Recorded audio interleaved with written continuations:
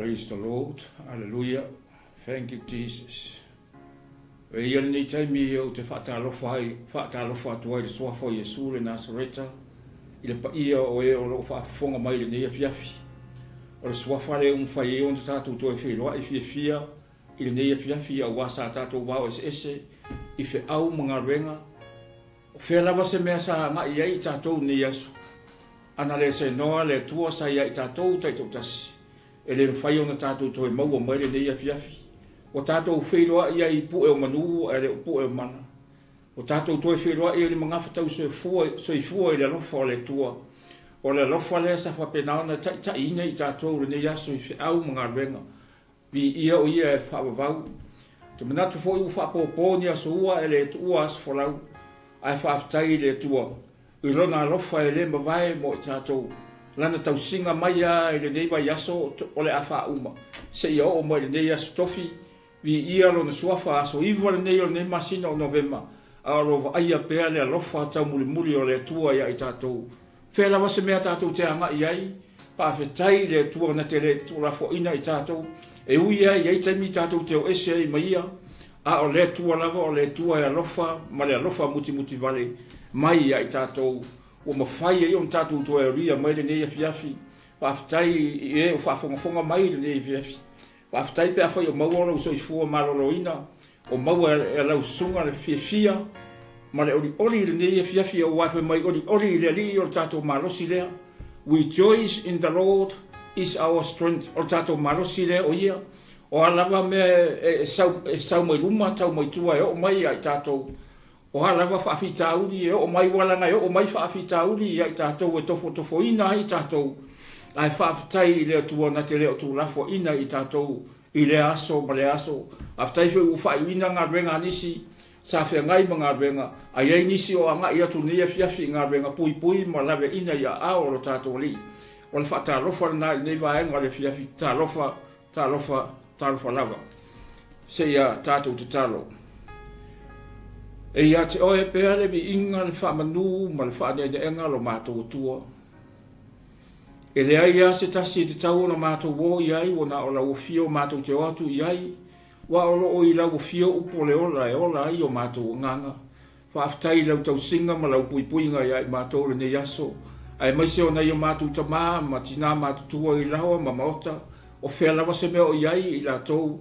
O ai fo nisi o mamai, tonu o ainga ma nisi o lo iai tonu o ai o whalmai, asi atu iai lau fio lo mātou wale Iesu. O oe foi na e whetalai o uto uma o e tinga ina ma mawhatia i avenga, a watu i ate oea mātou avenga ua o lau amo e mā lo mātou wale Iesu. Tālo mawhuta ina i mātou wala o nganga pa ia le nei afiafi. Tālo foi a mata ina e lau fio to e whai ua lau fio le nei. Mawhutanga ma le nei whasoa le nei afiafi lo mātou tua. Tālo foi tamā, whamnuia lau fio le sunga ia mai to e o ninga le nei po kalame. Whaafitai mo na mātou wa wanoa, mātou te o mai e pē tufa hatu, ma whaalau tele pēle whi au ala mālo lau fio, wa ala whi au numero tasi lea na e fio mai e Iesu, ina ia tā lai i whi au ala mālo o lau ta mālo mātou tua. Tālo whaatasi mai lau fio le nei a fiafi lo mātou tua, ta mātou te le me whai au na whaia se ngā ruenga e tasi, pe a mātou le whaamoe moe atu i ato, awane i whaia lo mātou poto lo mātou ta mā, ai mātou te whaalangolango atu i ato oe lo mātou tua. O oe ae monu te rei nai mea uma mātou te whaia. O oe fo i to ai leo pe au ma maru wai sami lo mātou tua. O lau whetalai ngā fo i e manui ai mea uma mātou te whaia. Pātasi mai lau fio lo mātou te mā. E tonu ai masao mea uma mātou te whaia. Ai maiso lo mātou whaasoa i au a fionga lo mātou te mā. Wa oe o le vine moni lo mātou wali pei o nei whetalai. I watu me uma ia te oele ne ia fiafi tamā, tu mau pēa le whaatawaa ia i mātou manatua fo i tamā ne ia fiafi na i o mātou mātua tai le sunga apostolo ia Kalivaria tu inga mala, ma le whaitua ia heda tu inga mala, whaamanuia atu ia i la ua lo mātou tamā. Whaifi o whea ngai lau o auna ma se polkalame ne ia fiafi, i ai whaamonianga lau fio lo mātou tua i ateia. Mai lona tumua i se i o ila lofi o na vae tamā. Atasi mai lau fio e manui ai nei a fiafi. Ona o Iesu wa mātou wala au atoi nei. Amen. Amen. Hallelujah. Thank you, Jesus. Thank you, Lord. Ia pela o fio e whavavau. Ale a tato wolo i le fiongo pa ia le tua. Ole a maua maile le tusi. Ale evangelia o Ioane. Olo na mata upo se fulumale lima. Praise the Lord. Ole whai upo momoa unei o le vine moni. A ola utama o le ngalue vine ia. Ola umalava o ia te au. E le fua. E ave se ina ia.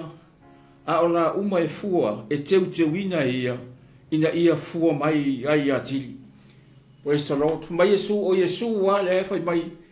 O ia o le vine moni. A true wine. E le ai a se tasi e tātou te o i ai. O na o Yesu wa. O ia lava e to tasi le fetalai. O ia o le vine moni. A tātou wa vai nei le la au nei o le vine. Ese le matango fie le matamata. Se ia o la ina tau fui fu o le vine. E mana ia ro ta so vole i o ta mata ia. O le wa fatu sa ia Yesu ia na ia. Pe mai Yesu o au nei o le vine moni. A lo ta ma o le nga lue vine. Praise the Lord. O Yesu o ia lava o le o ngā tutonu ngā le mu o me uma. He is the center of everything. O ia fo i o le ala o pumoni ma le ola. He is the way, the truth, and the life. No one comes to the Father except through him. E wa ila le tā ua tele o ngā Yesu e tau ona tātou whaalongo iai. E le ngata o ia o le vine moni, ai whai mai o ia. E le mwhaiana misi ta wina o le suafa o lon tamā. A lo tamā o le ngalue vine ia. Hallelujah. O ia o le o ngā te tonu ngā le mua o me uma. O a fo i mawhatianga e o mai ai tātou. Leanga e o mai ti ngā whaingatāi ai tātou. Nei te oe manatu o oe ua matua o raita. Nei te oe whapea ifo e le ai e le o ani pupo ngai e te I'm alright. O te mana o e tau ia te oe le a fiafi nei. So mai le au so e iei le taimi e tātou te mawhatia ai ma ti ngā ina. E ei taimi o mai whaano noanga ma ti ngā ia i tātou. E tofo ina ai lo tātou wola au na i le tua. Wa e sau na tamale o ti Apollo. E sau e whaoso oso mai i tātou. E sau e tamu whai e whaalea ina i tātou. Le tātou whahama lo tātou wale i o Yesu. Pau wala le mea le whai o ti Apollo. O le sau e talepe ma wha umatia mea tātou te whaia. Praise the Lord. Au wala ne e manatu mo o manatu. I'm okay. Wa uia mo kwa akamai te tautala i so se mea. Le ai, o le tātou o tua, o ia o le tua whetalai. A o na whetalai mai le tua ia i tātou, e whaamaro sia i tātou, e whaangangana ina i tātou, wa ia le taime arua le tātou poto, le tātou poto. Alleluia. A mata i nā le mata i sau, ma le poto, ma le matautia o le tua le tātou te awau nei. Praise the Lord. Hallelujah. O ia o le tua mai a le amatanga e o le ngataanga. E le ai se tasi e tusa mai. Hallelujah. Praise the Lord. O le mea na tongi mai e le tua i lalo nei le ti Apollo. Tama o Satani. Le anga ua mana o Satani e si ia ero na nofo ali i lunga atu. Ia maua lunga atu i le tua. Na sila fia le tua. Le anga tongi mai e lalo nei Satani. Hallelujah.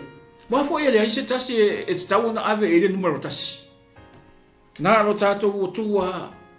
O ia o le tua manu malo, o ia o le alefa ma le omeka. O ia o le tufunga ma le mata i sau o me uma.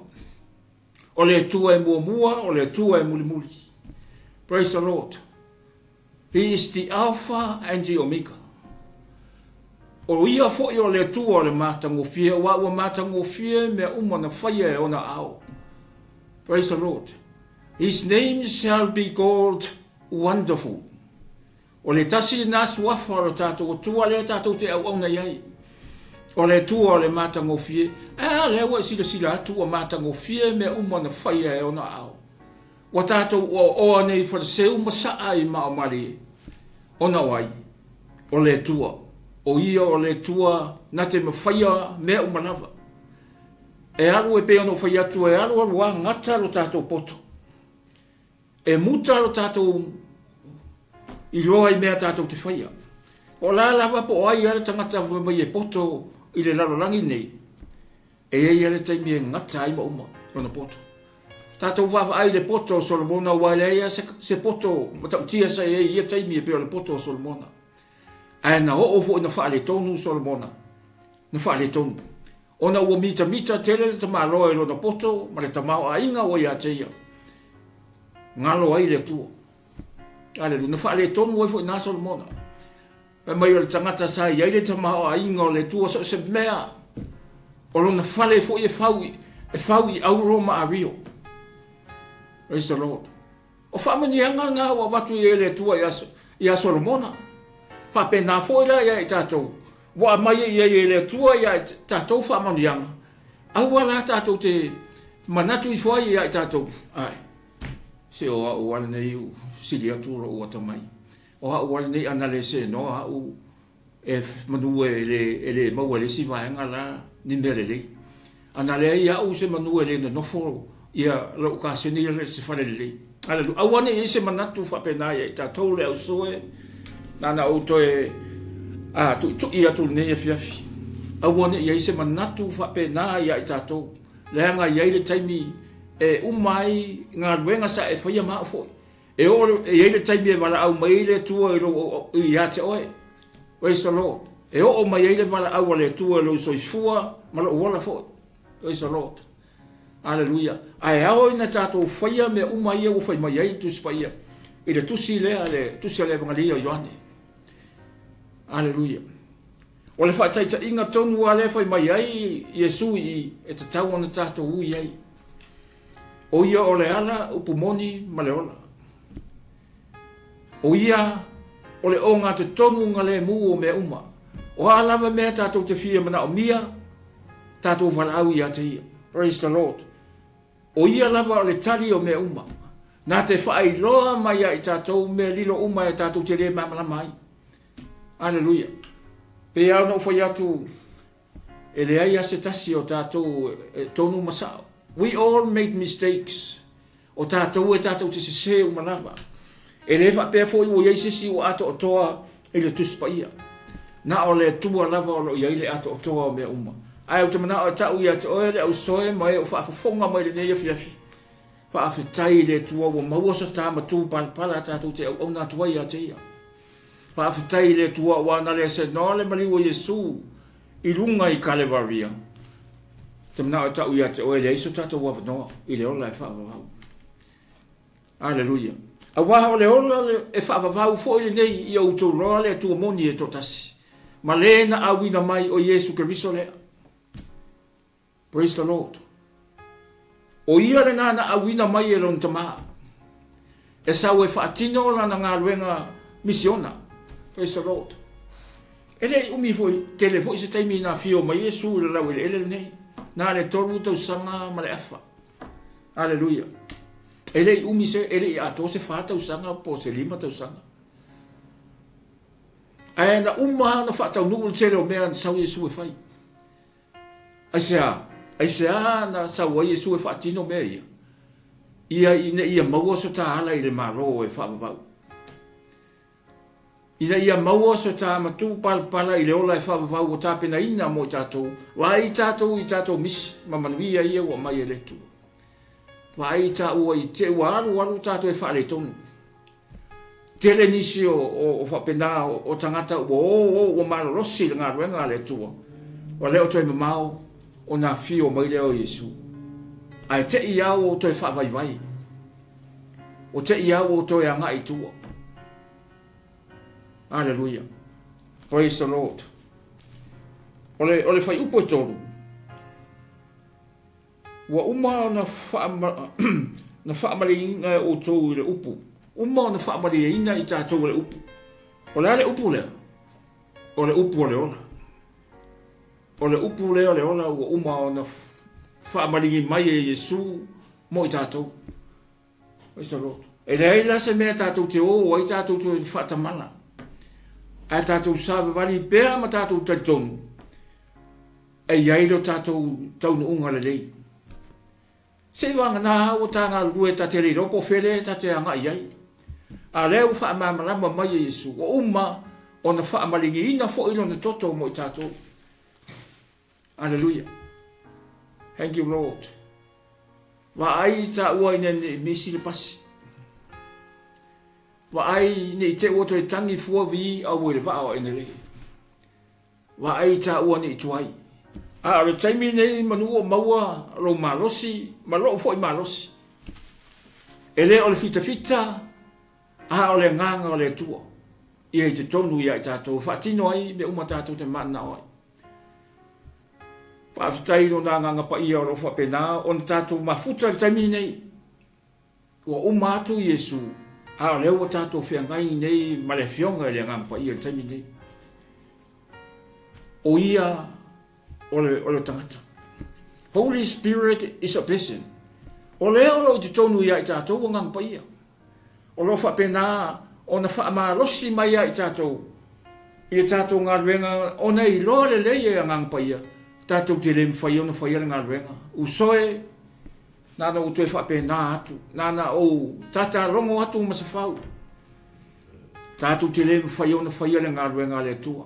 Tātou te whaamoe moe i le fionga i a nganga paia. O ia le nai fisoso ni mai a i tātou. Wa fio le langi lo tātou wali o Yesu. O loo li tu tamatau o lon tama fai o ia ma fautua mo i tātou. Umara na ngā ruenga i lalo nei, ai a fia atu i le langi, lafo e toi whai lisia na ngā ruenga. O fautua i o ia i lon tama mo tātou. Ina ia awane i whano i tātou. Langa e rua, ia mea ta, ia nofuanga tātou te ho iai. Ele tasi le nofuanga. Elena ale ola e whaavavau tātou te o iai, pēr umare leo langane nei tātou te iai. Ona e te le si le fia ma o loa le taime o ma ele wala au iai tātou. Tātou te le loa fo ilo tātou 5 minuti, le au soe. Tātou te le loa tātou 5 minuti. Nā o le tua na te si le fia le taime e wala au ma iai a te oe. Lau ta maa ma lau tina, maa u fo. A o uma ona tāpena whaafine to anga i tātou i ngā ruenga le tua. Praise the Lord. A whai o e whaafafonga mai le nefi afi. Le maa nei o le nei tusi e whai tau atu. E le o se apostolo po se perfeta, po se palemia, po se palestine ona upuia. O upu o Yesu. O upu whaamalosi mai i tātou. A o tātou ngā rurue pēla na ngā ruenga. Ioane i whaia male oi lana ngā ruenga. Aleluia. E whai ngō fia i o ngā ruenga le tua pe a tātou wala au i a te ia. Tātou tu watu i a te ia me uma tātou te vai vai ai tātou te len whaia. E iai me o ngata ai lau si le fia. Ngata ai mara uroa. E iai fo i mea o le nai te si le fia o te leiloa. E iai fo i mea o le o te leiloa o nai te si le fia. Ai le leilo tātou te tu whaatasi. Ma wala au i a Yesu, se i alofa mai. Alofa mai i a i mātou te le mwhaia o na whaia na ngā ruenga. Mātou te le mwhaia lava. I oe o te le mwhaia fui hea. Se i wanga nā o whaalatalata i a te ia. E mai e tātou te whaalatalata atu i a te ia. O na whaalatalata mai leo ia i a i tātou. Tātou wala au atu i a te ia manu o maua o ia. Praise the Lord. O na whaari mai le o e ia o mea te tele e le i o Yesu tātou i roa. Ale, e sila fia e le tua me uma. O a me uma tātou te wala au atu i a te ia. E se a tātou te le wala au i a te ia manu o maua le taimi. Aleluia. E le o toi eisi taimi. O le taimi fo i ma le tai e le whaatari le tangata. Time and time wait for no man. E le whaatari ne te ue manatu e whaatari mai le tua ia i tāua, le ai. O tā ua ta te whaatari tali i le tua. Ma tā ustai me umoro whai mai ei o ia. Alleluia. Praise the Lord. O le mafu angare nā o saua Yesu. Whai mai Yesu, o au nei o le vine moni a rau tamaa. O le ngalue vine ia. Na ngalue mai lava le tua mai a le amtanga e o mai taimi nei. 24/7. e le malolo e whawhetai i le tua o le mo te mi tātou te malolo ai a tātou te ngalolo i le ao i whi au mga ruenga au atu mai fo i le tua le po tātou te malolo ai a o le tua le malolo i le moe lava o lo o ia whapenao na pui pui ai tātou i so se mea tātou te o iai a o le ala na le manuia o tō whaiva ma o fo i ngā ruenga o lo o whengai ma o whea lava se mea o te rau te alu iai o te wha moe moe i le tua o ie mua au muri au i a te au o whea se mea o te angai iai o te wha moe moe i le tua ma o wha pēr atu i le tua lo ta maa wha tasi mai lau fio mo o te le me whaia o na whaia se ngā ruenga o te le me whaia o te valea o te vai vai ai o te whalango atu i au ao o oe o le marua papa, o oe o le olo i matangi ma wha. O oe o le urafitanga i mi taimi i whainga tā. Praise the Lord. O ia lava le tātou marua papa. O ia o le tātou olo, le tātou urafitanga. Thank you, Lord. E mātou te whaafitai i rau fio, ro mātou tua. O ai ea a mātou o iai o ia te oe upo le ola. Praise the Lord. E le ai se tasi. Wana oe ai mātou te o, iai e mātou te malu ai. E tele atua i e tate whanongo i efe mai o atua e whai mutu ai le tau tutana. E whai mata ai le wa ai, e whai taringa ai le whanongo. A whai fo i whanongo i lau si whonga e wheu o la tau taringa e whanongo. A le tangata i e fi whanongo pēa o e whetalai mai i e su mo i mātou. O le tangata manuia le nā. E mai Yesu, ai se whaalongo ia upu nei. E manuia o ia. E le ngata lea ina whaalongo, ai whaalongo mawhai. Alleluia. E le nā whaalongo longo, ai tuu ia ima le whai. Actions speak louder than words. E le whapea nā le whaalongo longo, whaavalia ia o e le whaalongo longo. A o le whaalongo mawhai. Praise the Lord. Ai se whaalongo ia upu mo whaia. O te whaatu saina o ia le tangata na whaulo na whale i rungo le papa. Alleluia. Tō mai o ti munga angi mai o matangi. O mai eiro rongo i le whale lele pa u. Praise the Lord. Tangata na whaulo na whale i rungo le papa. Tangata potoro na. Tangata sa wha moe le tua me uma. O le tangata sa whaapea ifuaro na loto. Le tua o te le mwhaia na whaia se mea. A o te wha moe atu i a te oelo o tua. O oe te wha atoa me uma ia o te wala au atua i a te oe. Praise the Lord. O mai le whai upo e lima. O nei o le vine o la utou. O le tu mau i a te au. Mau i a te ia. O ia lava e fua tele mai, a waere mo whaia o tōu o na whai o se metas. Te a ule iai. Alleluia. Mai mai la iai me leo whai mai e nekis. A le pipi i tātou i le vine. E le mwhai o tātou whaia se metas. O nā oni wha moe ngā lava e whaia fua. Ai a tātou pipi le vine moni. O Jesu Keriso lea. E le tau mate ina no tātou manuia i laro nei. I laro nei le tautala iai. Leo te tautala iai. E leo le ola e whawawau. Mai le mwhai fo i. O isi fo i whai mai o tua ia na o mai. O ta fiaru le langi. O mai le o ti ta fiaru le langi. O la lau me te aru e whai le langi. Leo o mai tātou te whaia ana ngā ruenga. Ana ngā ruenga le lei umai whaia i lalo nei. So Lord. O lala tātou mea tātou te oe whai le langi. Se i wanga nā wa umana tāpena ina i tātou i le lalo langi nei. Tātou te whaia ana ngā ruenga le lei. O umana tu i na maia i tātou o tā leini ma whaiua ma tiute. Praise the Lord. A leo o umana tufa mai e le tua tāleni ia i tātou e whai.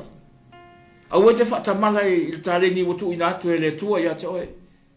nei le whaia whamasino ina I ta aua le langi. Se ana le whaia I le mea no whiatu ia e whai. A whaia le ta leni nantu mai le tua ia te oe whai.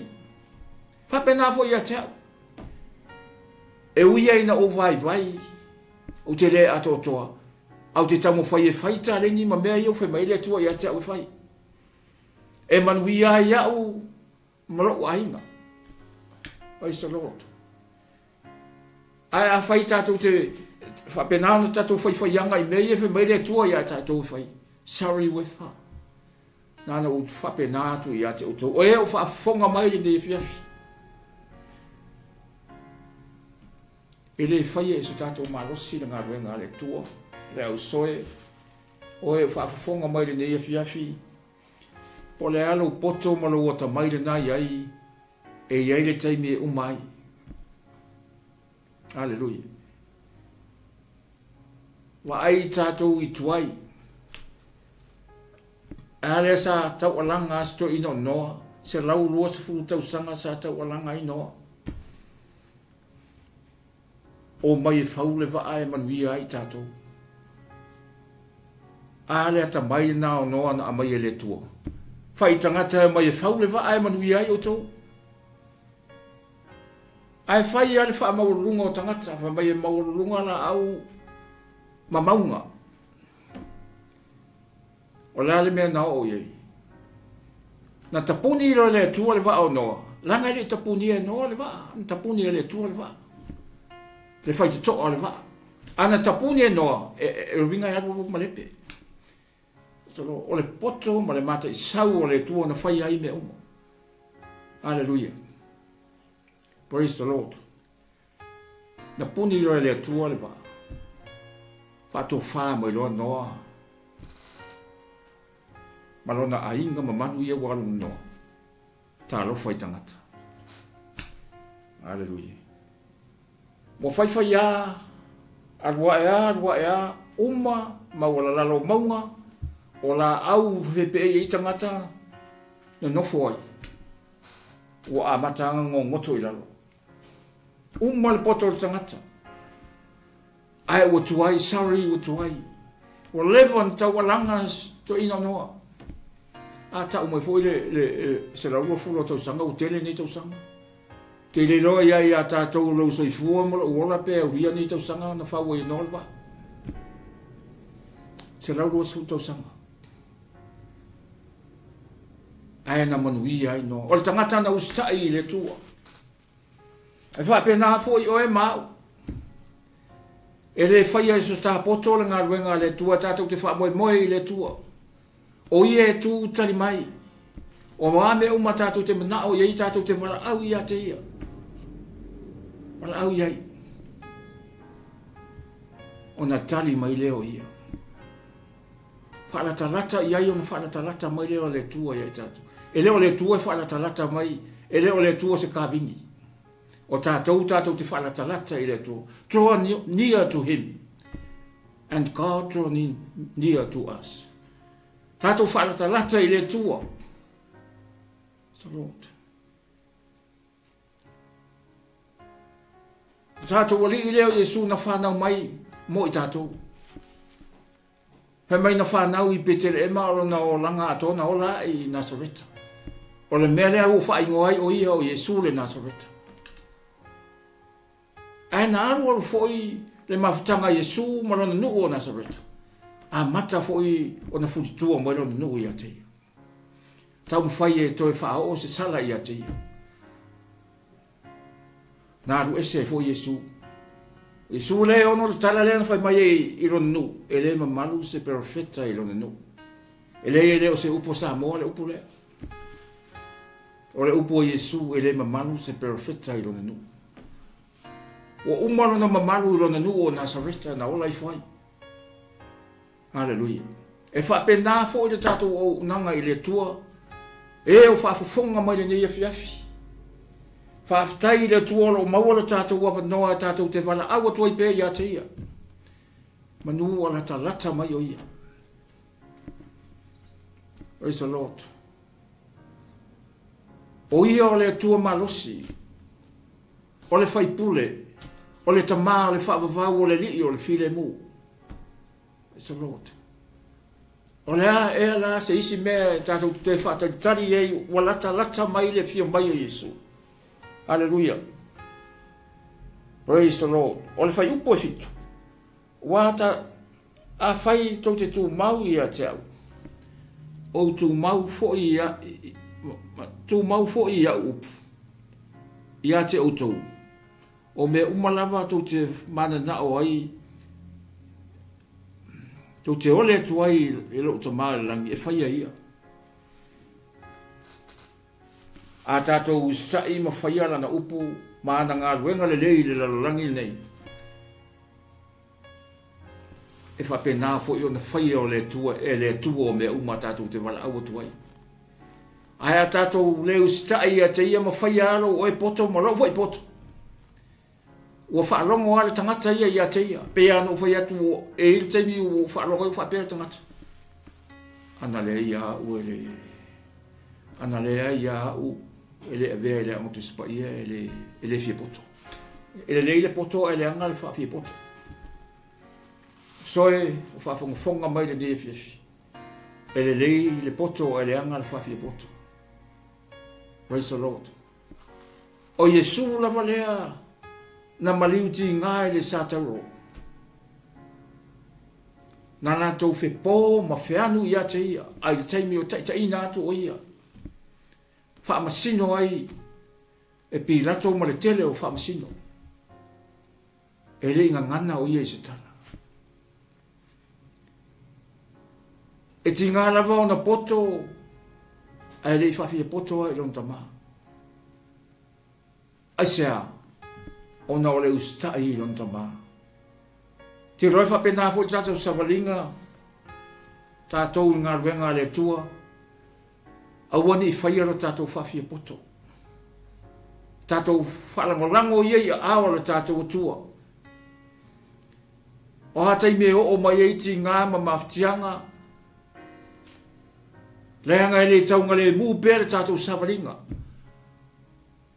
Mai la apostolo Paulo e taimi e taunga le muai ma taimi e le taunga le muai tātou savalinga. Hallelujah. A o ia o lo whapena o na taita ina i tātou. Tātou wali o Yesu. O whea lava se mea tātou te o iai. Tātou te whaatangisi o ia. Na ia lofa mai ai tātou. Na te whaatau nuina o mea tonu uma. Tātou te mana o. Hallelujah. O ai la se tasi e te tauon tātou tonu ia. O le ti Apollo ea po Yesu. Hallelujah. Walanga e rua whainga malo ia tātou te iai. Whainga malo o le pongisa. Male malo o le mamalama. The kingdom of darkness and the kingdom of light. Iwa e fo le malo o satani ia. Nei te ue whapea le ei, e ei fo le malo o satani. O lo tau mo whai mai fo i o ia. Ina ia whaamarosi mai ai tātou. Ina ia tātou fo i atu ia te ia. Tātou atu ia te ia. Ai o whaamanatu atu ia te utou le fiafi nei. O Yesu o ia o le manamarama. O ia o le manamarama e whaamanamarama ina ai tātou o tātou savali i lana ngā ruenga. Ana le ai Yesu. E le ai so tātou wala i le malo le tu. Praise the Lord. A whai o nei te whaafonga mai le nei e fiafi. O ia o le tātou wala i le malo. Le tātou ki tausini o iai.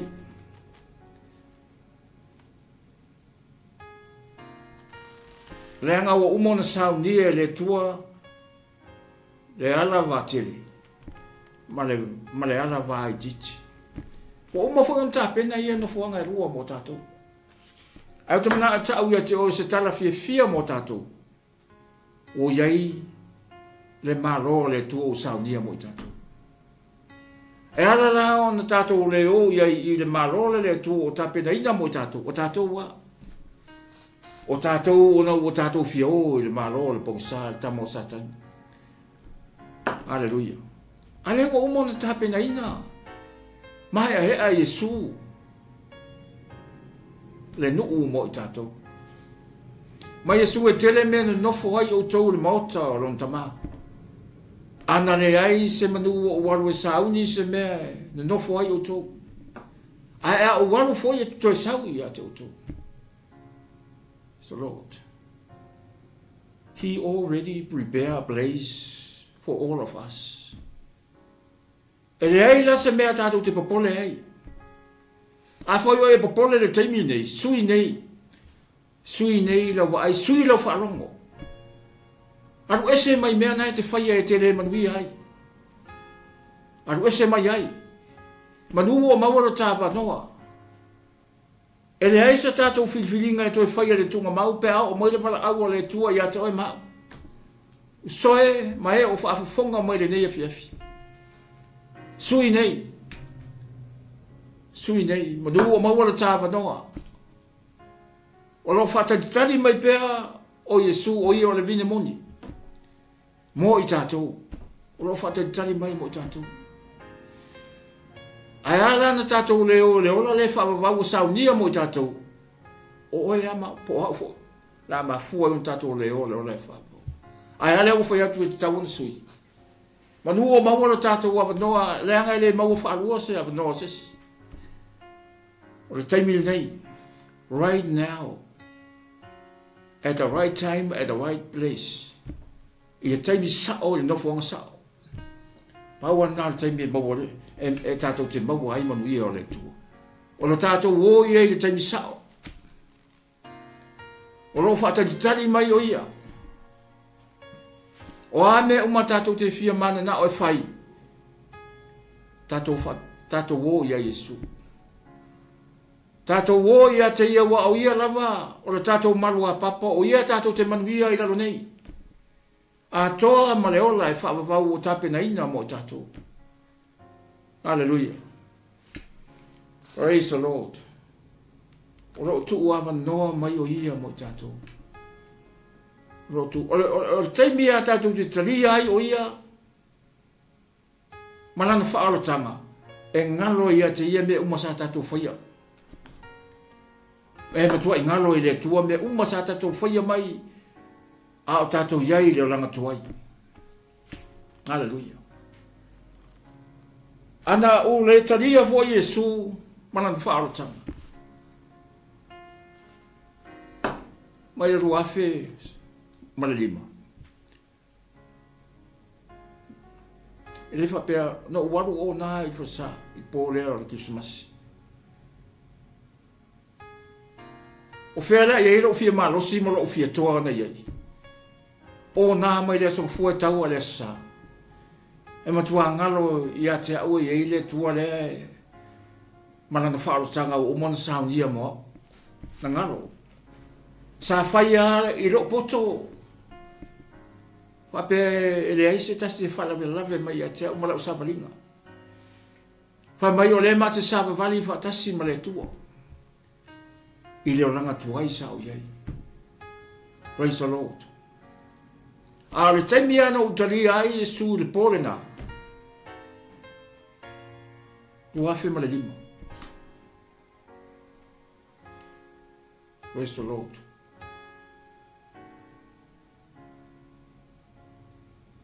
Na o roa ai o Yesu a o lo wala i le malo. Thank you, Jesus. Without you, I don't do anything. Without you, I can't do anything. Wa o savali ai nei i le malama o lau fiu. O savali ai nei i ruma. O le to e tepa i tua i mea sa o whaia. O whangalo ai nei i mea tuai. A o savali ma le puno wai i mea fou wa mai a te au. Mea sa au lewa ai mo i ai se monu o te oti ai.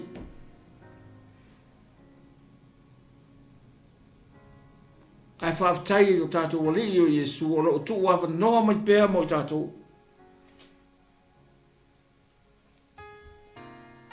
Ti ngā ona ino tangata o le lalolangi a Iesu.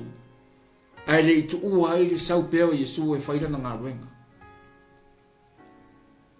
Le anga le mafu anga le nana sau a Iesu. Na sau e whaatino na misiona ai urunga le sa tauro i Kalevavia. Ono le alofa ia i tātou. Praise the Lord. Hallelujah. Le neia fiafi te apenano whaamalosi atu i ate utou e meisi foi. O lo foi tangata, e le whape o whai atu o okei. Le ai o te le mwhai se me tasi, pe ana o whai atu. Ai o lo wala au pe le tua mo whala talata i ate ia. I taimi e taunga le muai, ma taimi e le taunga le muai whai ngā malanga. Langa e le tu mau pe ona le lei tātou whai ngā malanga. Usoe, e iai taimi e leanga o le tātou whai ngā malanga. Alo iai ro tātou wali o Iesu. O lo o tū pēr ma tu i mai ai tātou, whai mai o tū nei le matau ta fu e o lau. Ta ringane Iesu. O lau uma fo i e le fua mai. E lia ina malafo lefi. E manino i o whitarai ngā Iesu. Hallelujah. Wale a seisi ngai winga te tauon tātou whaia le taimi nei. A tātou ngā rue pēre, ngā ruenga le tua. E le tu mau lo tātou iai pēre i lalo nei. E le whaavavau fo i ona whinau le ngango le tua ma le tangata. A le whaamalosi nā mo i tātou. Aua tātou te whaavai vai pēr tātou te sāwawali i ruma. O lo i ruma manui o le tua lo whaatari tari mai mo e ma. O lo tua awa noa mo i pēo ia mo i tātou. Tātou whaamalolosi pēr. Tātou au auna ia te ia. I aso o te toe o lo tau sei fua ma la wola. Pe ano whai atu e le lore taimi e o mai eire wala awa le tua i ato e maa. A le taimi rane nei tātou te au auna i pe i ate ia. E le leile wala au mai o Iesu i a i tātou. O lo tātou ngā rue pe le ngā ruenga le tu. Hallelujah. O te mana a fo i tau i ate oe le fiafi nei. E le o tangata umai o i le ola e whaavavau. E le o ko meki fo i on tātou o uma i le ola e whaavavau. Na oe o sausawina i le toto ta mai ma moe na fasia. O Iesu Keriso. O ia o le o ngā te tonu ngā le mua me uma. O ia o le ala o moni ma le ola. He is the way, the truth and the life. Jesus himself said, o ia o le ala o pumoni ma le ola. O tau uma fo ia le whaatua tua mai a teo. E le maua so tātou wawa noa i le ola e whaapau. Hallelujah. Praise the Lord. A le ai fo i se whaatua tua e le mwhai no fia mai o ia. Rongo winga i whaia mea uma i le whaatua tua, i le tua. Without faith, it is impossible to please God. Hallelujah. O lo fio ia le tuto matau o lon tamari temi nei. O lo whaia le ngā ruenga whautua mo oe ma. Oe ma. Te le ia le ngā ruenga na whaia i Iesu. Ma lo rapa tai mei peo ia i tātou. Ona o lona rofa i tātou. Ina ia awani i whano i tātou. E leo le marosi, e leo le fita, e leo le fita. A o le nganga pa ia o le tua. E feta lei mai i tātou i te oe mao. E manu i ai au tō whaiva aro whirima mo o fo i whaiva o ngā rue ai. Tono le ngā ruenga le tua. Whaafitai, ua maua so ua wanoa. O te au nai pe le tua a maua lo malusi. Ai ana ule haru i le tua, pape nei mo le ai, o ule sikakale ka oko i oi. Papa toi toi. Aleluia. I le mea sa au iai, ma le so ona whai o le larolangi sa au iai. Le aise mea le i o iai, ma lo whaavalvalea sa iai i aso. Sa au manatu ai o le mea le u te sao ai. Aleluia. Tu watu ai le tua le loto ma le ka moe moe. Ne ia tia i o mea tuai sa ui mai ai. La foa i o mea le anga sa sawa i le o langa. Sa so ona whai ai le malosi. No whapea u ai o le sa o leo te whaia.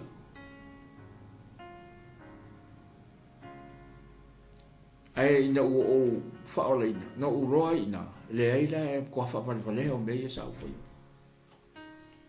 O foia i le tua ma le loto mawalalo. Foia atu i a te iaro na vi inga. Wa le tua te tau na ofu la ei whaapale ina o ia i vi inga. E le eise taimi o vave mai le taimi o le tua.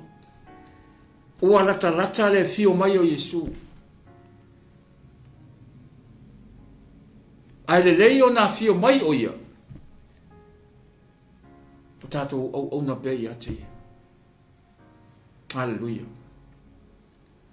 A whai o e whaafonga mai le nei fiafi. I lawa ma maota o whea lava se mea o e whaafonga mai ai. I le leo le au na le nei fiafi. O le tangi a le po mate. Tato au na ia i le tua manua maua le tato o manua. Wa ai ta ua i tuai. Wa ai ta ua tuai. A o maua sa ua wanoa, ma roo fo i a wanoa le taimi nei o maua ne ora mai le li. Tātou o nai pe i a te ia. Praise the Lord. Hallelujah. Mai le pesa le metis. A whai tātou te fia sao. Finau o le fiu. O ai tātou te whinau i ei tātou te oi. Tātou whinau, tātou te whia oi le ola e whaavau. A whai tātou te whia sao le ola e whaavau. Tātou whinau pēr. Ne ia i umanuia o tātou whaiwa. O whaiwa, mo whaiwa o tātou ngaru e ei. So ia tātou te oi, ruma tātou te fo i tua. Whai mai e ata whaamaela le te apolo i nā. Taimi e toi fo i tua le tangata. Ua ata whaamaela satani. Ua maualang kama. Praise the Lord. A tātou savavali tonu ia i ala o Yesu. O ia lava tātou te sawa tuai i le malo e whaavau. Hallelujah. Praise the Lord. O ia tātou te maluai. O le tātou la fitanga i matangi ma wha. A o mai mea ia e tutu mau pēa ia Yesu. O ai la se whasanga tau mai i lau fōlaunga ma lau fōlaunga i le tu. O nā o ia lava. Praise the Lord. O nā o ia tātou te maluai. O tātou vai e nei taua. Ma mea umana te tupu mai atu nula. Taua Israelu. Palestina. Alu, wa manisi atu nu o tau pea. Fumaila Yesu e whae e nu o tatu. Ua lata lona toi fio mai. A o mea fo i o tau o ma mea umaia. O mafui e malolonga ma mea umaia. Whai mai o le amatanga i o poponga. E le itai o na ho o mai le matau ti o poponga e ho o mai ai tatu. Rela se mea tātou te tue whaatari ai. So le au soe o whaafonga mai le nei fiafi. Ai mai se fo i o au. E le whapeo whiakunga o utou. Maha u foi. Maha u foi o te whiaru i le ola e whaavavau. Maro u ainga. A wā tātou te lau tutu tai tō tasi luma o le tua le asu whamsino. E le o ngari, e le o a whanau mo ngari. E tātou te tutu tai tō tasi luma o le tua le asu whamsino. Vai rā o kou iei ni tau tio mei. Ai ao, ona toi ti mata nei leo penga mo toi tutu le loto. Mai Yesu ia Peteru. Tu leo penga i le loto. O me Peteru, ona o lau whetalainga. O lea tu o tuaile. Penga i le loto. Ana leo stai Peteru ia Yesu. E le mau e Peteru whamanu yanga. Se mangue e o mai taimi nei o lai whangota Peteru pa. A o levon tau on si leo penga i le loto. Ona o lau whetalainga Yesu o le atu o tuai. Leo penga i le loto.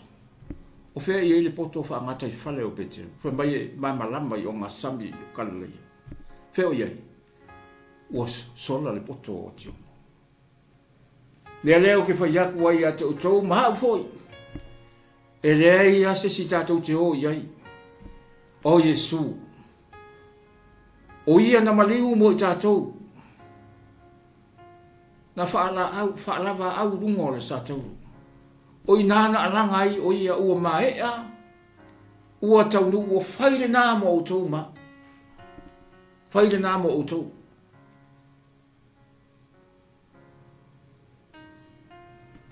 Le whaaratanga na tā pena mai a Yesu.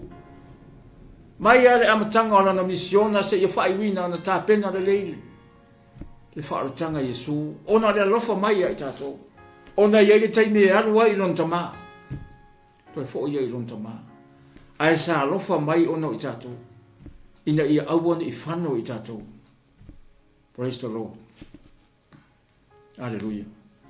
Ona o tātou taimi. Ia Mori e toi fo i whafte tele. Sunga le o lo pena ona pule le ia la leo. Sunga ia Maika. A malole fa toa ia o e fa fengainga. Malole lo foi nga ruenga le tua. Malole toa ia sunga Maika. Te rovo i tele o tiute mo faiva. Ele ngata o i le ala leo. A o fo i tato wa onga ia malama kape Bible College. O lo e faia onga ai. Ai whaftai le tua ona o avanolo e au maia mo i mātou te o maia i tufa mwhasoa le upo le tu. E le eise poto o i tangata, e le ifu iso mātou o ta mai mātou te wha moe i le tu. O le tua na te wha atoa ina me umatatou te whaia le ato o toa e wha ato o toa e le tua.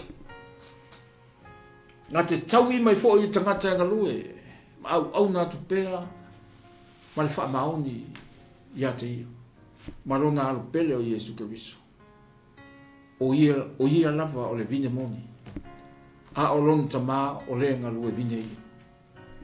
Hallelujah. Praise the Lord.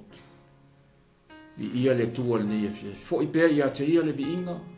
Auane ia te i tātou. Auane ia te i tātou. Ai tu inatu ia te ia le vi inga le wha manu ma le wha nene enga. Ma ia tu maua ia te ia. E o i le whaavavau. Praise the Lord. Hallelujah. Tātou te talo. Whaaftai te lero mātou o tua le nei afi whaaftai lo whaatasi pa ia mai mo i mātou. A mātou whaasoa ia ua fionga le ise ato o toa ia i mātou lo mātou tamā. Mātou te le mwhaia foi o na whaia o se me tasi se vanga nā ua mātou wala au ia te oe. Whairoa mai ai mātou mea mātou te mana na oai. Ona e fio mai lea le tua mwhamanuia mai ai mātou. O i mātou ua o le fotu o leanga māsi sei ta māe. Mātou te se pēa i te mi uma o la mātou wholaunga. Ai whaafitai lau fio e tau tai pēa e mātou whainga mananga. tinga le so wa lo mātou tua le wholaunga lo mātou o ai. A olo e tū nei matangi olo. Matai tai mātou. Ina ia mātou sauwhanga atu i le ola e whawawau. O umona e tape na ina mo i mātou. O e o whātu o tua i ata oe. Ma sawa wali i le upu moni. O ai le upu moni. O Yesu ke viso lea. Mātou te maua le ola e whawawau tama. Talo fo i o ani upu o le apenana tusai malau whaafonga le tua le nei fiafi. Whaamangalo o mai le tangata e vai ma valea ma whaatau wha. E tu inatu i le mana lilo la o fio lo mātou tua. O oe te whaato to ina i mātou ma lo mātou vai. Talo fo i whaafitai le whaafonga mai ale nei atunu o New Zealand o mātou nofo ai. Whaamanuia atu i ai la o fio lo mātou tama. O mātou a inga uma o whaafonga mai le nei e fiafi lo mātou tua. Hanga le lei atu la o fio i ai latu. A ve ia le nei la unga. Mana nei whaasoa e whaima whaasili ngā malosi i ai latu. O e o whapenao na whaavai pēr. O lo tau whai pēr pe whaise filifilinga pēr le ai. A le taimi nei o tau na filifili ai o Yesu. Whai mali i ma whaola i ai mātou. E ola ai mātou mo mātou a inga. A mātou savavali pēr i la upu lo mātou. Ria lana leo sunga ya Mike. Ai mai se fo i e wa ngai mai le ne fiafi familia. Il fa o per fa so le ne fiafi lo mātou tu. Ia mawalunga se vi inga la o fio lo mātou tama. Fo i mai le fa tau va ai ai mātou. Ona lo lava suafa Yesu wa mātou val au to nei. Amen. Amen. Thank you, Jesus. Yeah. To God be the glory forever and ever. Amen and amen.